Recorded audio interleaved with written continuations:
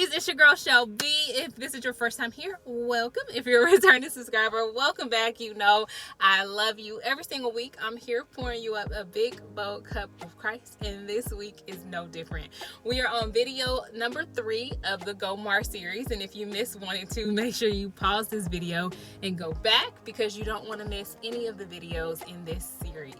We are continuing to learn more about Gomer. She is the wife of Hosea, and we are so grateful for another beautiful lesson from the Word of God about womanhood. And I pray that you are enjoying the mini Bible study with me videos that I am sharing in 2024, where we are just learning more about the women in the Bible. All right, let's hop right into this week's video. But before we do that, make sure you hit the like button. Don't forget to hit subscribe if you have not already. And make sure you share this video with one of your good girlfriends, because you never know who needs a word of encouragement. All right, let's hop right into it.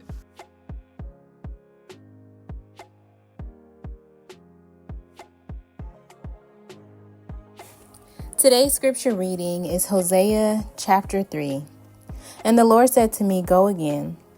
Love a woman who is loved by another man and is an adulteress, even as the Lord loves the children of Israel, though they turn to other gods and love cakes of raisins." So I brought her for 15 shekels of silver, and a homer, and a lathith of barley. And I said to her, "You must dwell as mine for many days. You shall not play the whore or belong to another man. So will I also be to you. For the children of Israel shall dwell many days without king or prince, without sacrifice or pillar, without ephod or household gods. Afterwards, the children of Israel shall return and seek the Lord their God, and David their king, and they shall come in fear to the Lord and to his goodness in the latter days." My standout verse from today is Hosea chapter 3, verse 5. Afterwards, the children of Israel shall return and seek the Lord their God and David their king, and they shall come in fear to the Lord and to his goodness in the latter days. All right, my observation from today is the Lord tells Hosea to get Gomer, who is out whoring. I'm sorry, y'all. That was the quickest way. I was like, I don't know what else to call it. I mean, he says whore multiple times in my translation, so hopefully that makes sense why I use that word. But anyways, Hosea finds her back, and he tells her that she's going to stay with him for a long time and that she's going to be with no man, including him. In the same way, God calls the children of Israel to return to him and put away their false gods, and the people will end their rebellion and return to God, recognizing his goodness. My application from today: too often we are drawn away from God, focusing on our own desires like career, money, family. The ideals of having like a family and being married, I think even can sometimes become a false idol for us. Anyways, we get so focused on our own desires that we fail to recognize that by placing these things above God, we are creating a false God. But God is so faithful that even in our unfaithfulness, he seeks to draw us back to him. He is ready to forgive us couldn't get that out right. He's ready to forgive us if only we would repent and refocus on Christ. What a blessing it is to be loved by a God like him. Sometimes his faithfulness is even hard to fathom. It's hard to imagine. It's hard to understand. And I think sometimes that's why it's so hard for us to accept it, right? That's why we fall into condemnation and guilt and shame, because it's hard to imagine that he could love us despite our flaws, that he could love us despite our shortcomings, that he could love us even when we choose to rebel against him, like willingly. Sometimes, we choose to rebel against him, but he is so faithful that he loves us anyways, that he would give his son anyways, knowing that we would go astray, knowing that like we would go extremely far off the path that he had for humanity when he created us. And I mean, he is so divine that even in the midst of him creating us, he knew that we were going to go astray, but he still created this opportunity for us with salvation and grace and mercy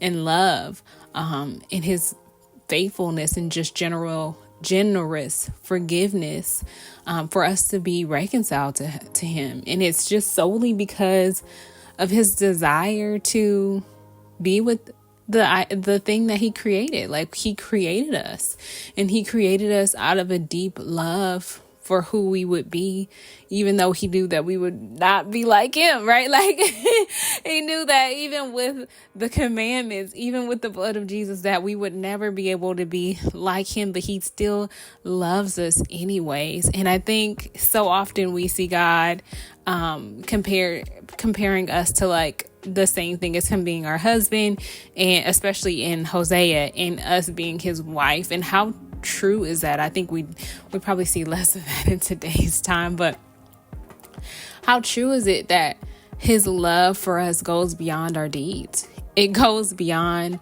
our shortcomings, beyond our flaws. Like, he still loves us despite us going astray. And maybe you can't see that example through husband and wife, and that's why he also calls us his children, because so often as parents we see our children go astray. We see them live in a way that does not align with what we know we raised them and taught them to do, but nonetheless we still love them. We still desire a relationship with them.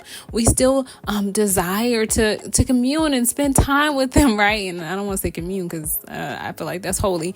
But we still desire to spend time with them, to get to know them, to be a part of their lives despite their shortcomings and how they go astray. And I think the same thing applies.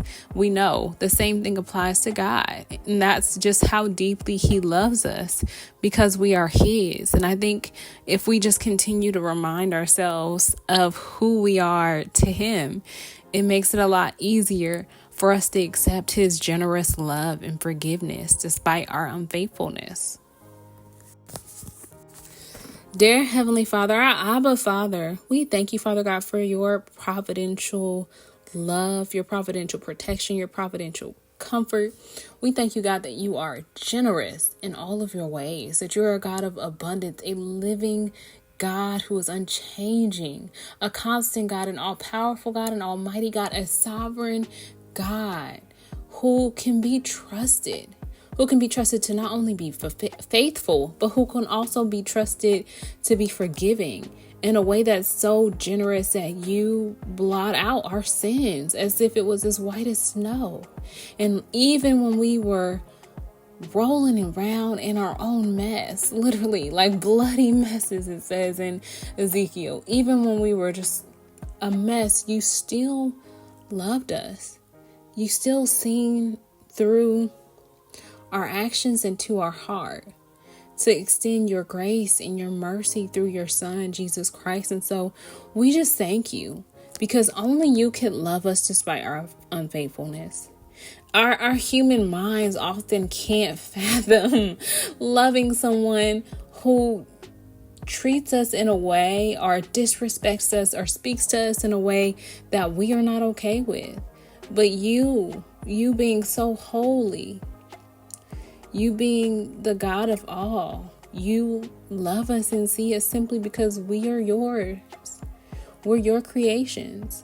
So Father God, I pray that today you would give us the wisdom, the discernment, and the strength to confess of our sins, Father God, to repent of our ways, Father God. I pray that you would give us the courage to examine our hearts truly for the areas where we are not seeking your will, but that we're seeking our own desires. Father God, I pray that you would give us clean hearts, pure hearts that truly desire you, Father God, hearts that are seeking after your kingdom, Father God, and not worried about the things of this world. Hearts that eyes are focused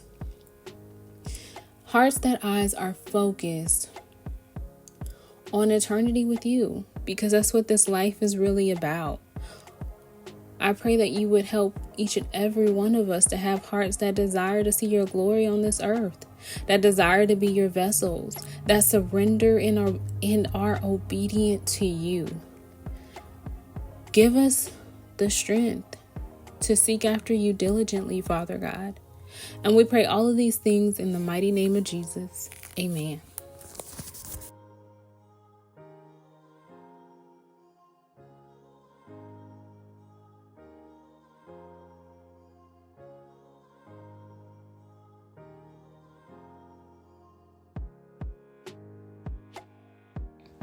Thank you so much for watching today's video. If you enjoyed it, please make sure you give it a thumbs up. And if you have not already, make sure you hit that subscribe button.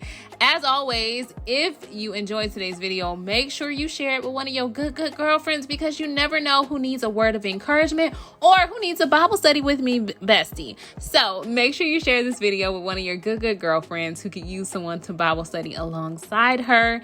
I would truly appreciate it, and I would love to think that your bold believer bestie would appreciate it as well. Until next time, you guys, be bold, be blessed. Bye.